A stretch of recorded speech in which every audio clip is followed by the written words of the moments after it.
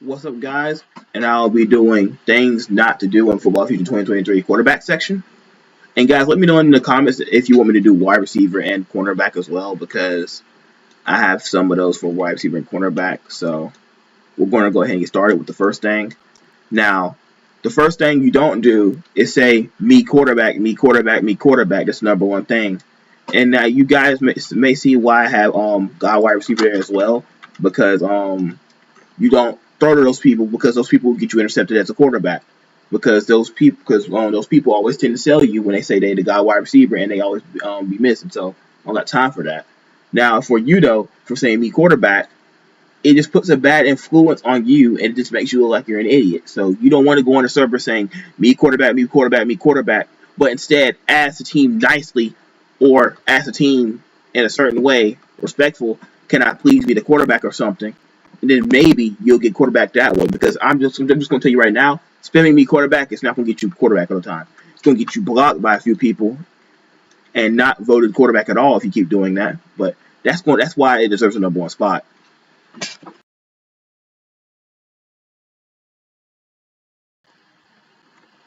The number two spot goes to letting wide receivers control how you quarterback. And what I mean by that is like you listening to everything they say. Now, for an example of this can be like, toss me, I'll catch it. Just trust me, bro. And this can get you a lot of interceptions, bro. Like, if you want to become a better quarterback, you have to be able to lead on your own. You can't just let wide receivers tell you what to do. They may be able to call plays, but at the end of the day, you need to make the decision if you want them to make that play happen or not. For example, here, let me give you an example. This is like this. If 20K was to call a line screen, and I throw the line screen, knowing that a cornerback is like going to jump it, that would be my fault because I have to read the cornerback. It's my job to read the cornerback at the end. It's not his fault that it was intercepted. It's my fault because I didn't read the corner. That's why I say do not let wide receivers control your destiny. It would be my fault in the end for not reading the corner because it got picked off. Now, if it's good to go, then you can throw it. Otherwise, don't throw it because you have to be the leader as the quarterback and read the defense. Otherwise, you're not going to be a great quarterback at all, and you're going to be a turnover machine, and then no one's going to want you quarterback at all. And this is exactly why this deserves the number two spot.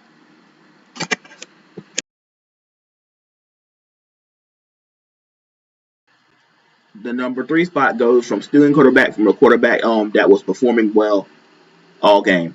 And the reason you don't do that is because, first off, you're most likely not warmed up. And then when you do that, you're going to probably lose them the game because you're not warmed up and you're going to turn the ball over and you're stealing the spotlight from someone that should be having the spotlight the entire game. And don't be that guy that does that because it just makes you look like a bad person when you do that. The only time when that's needed is when the quarterback is garbage. Don't do that when the quarterback is good because then you ain't going to have no friends on this game when you do that. I'm telling you right now, if you do that, you're not going to have any cool friends on this game.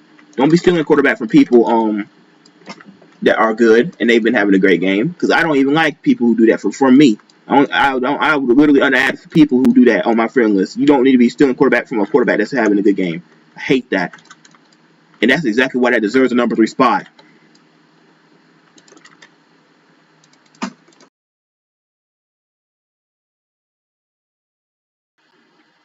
The number four spot goes from people who really have not been testing the powers they need to test before they go into Publix.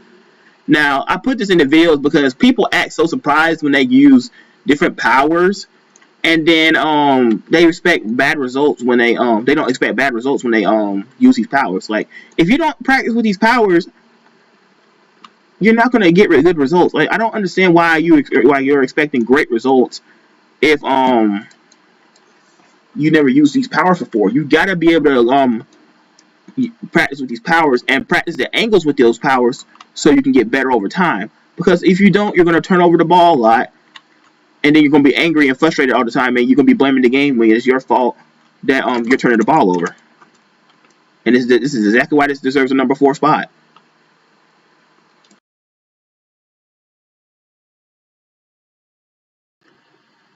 The number five spot goes to people not taking their check down when they need to take their check down. They always go for the long ball instead of the check down. Now, the reason why I put this on the list because a lot of people think they can dime everything, and it's cool to throw a deep pass and always dime stuff. I'm fine with that, but there's a point where you can't always go deep because especially when you're being rushed by a DE, if you're being pushed so far back and you're trying to go for the deep ball, it's going to be a harder throw. And then if you're throwing it, you're most likely going to underthrow it and you're going to get picked off. It's nothing wrong with taking a check down. The server gets mad because you're scared to go deep. Don't listen to the server. The server doesn't control your destiny on how you quarterback. You control your destiny on how you quarterback. When you do that, when you listen to other people in the server, you turn the ball over. And it's going to be your fault when you turn the ball over in the end. So whatever is open, take what's open. It doesn't matter if it's short, deep, or mid. Just take the short if you have to. There's nothing wrong with taking the short or the check down, people call it.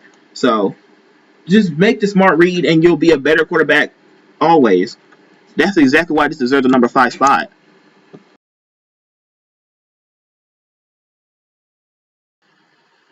The number 6 spot goes to calling trick plays 90% of the game. I put this in because a lot of quarterbacks like to call trick plays like almost the entire game, and that'd be really stupid. Number one, it wastes a lot of time. And number two, the more trick plays you call, the more the defense is going to be prepared to read those trick plays, and you don't want to be readable when you really need those trick plays at a crucial moment, because you may need those trick plays when you're in the fourth quarter to walk off of the game. And if you don't have those trick plays in the bag because you already done used them earlier and the defense is ready, then you may lose the game because they're going to chump it or whatever it is. It's going to be a line screen, a TT, a bubble, a celery. I don't care what type of trick play it is.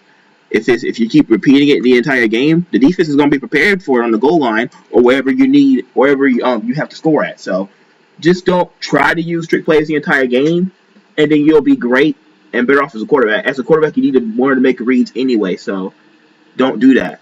This is exactly why this deserves the number 6 spot.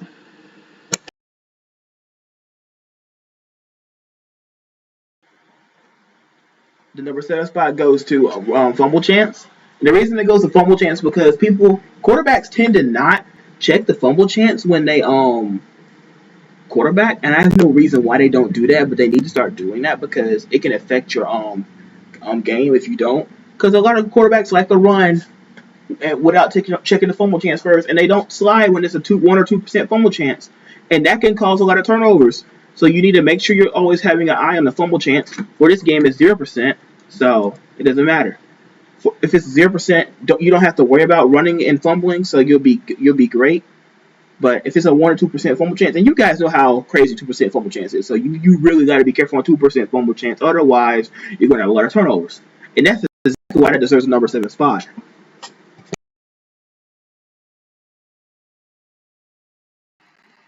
And the number 9 spot will go to clock management.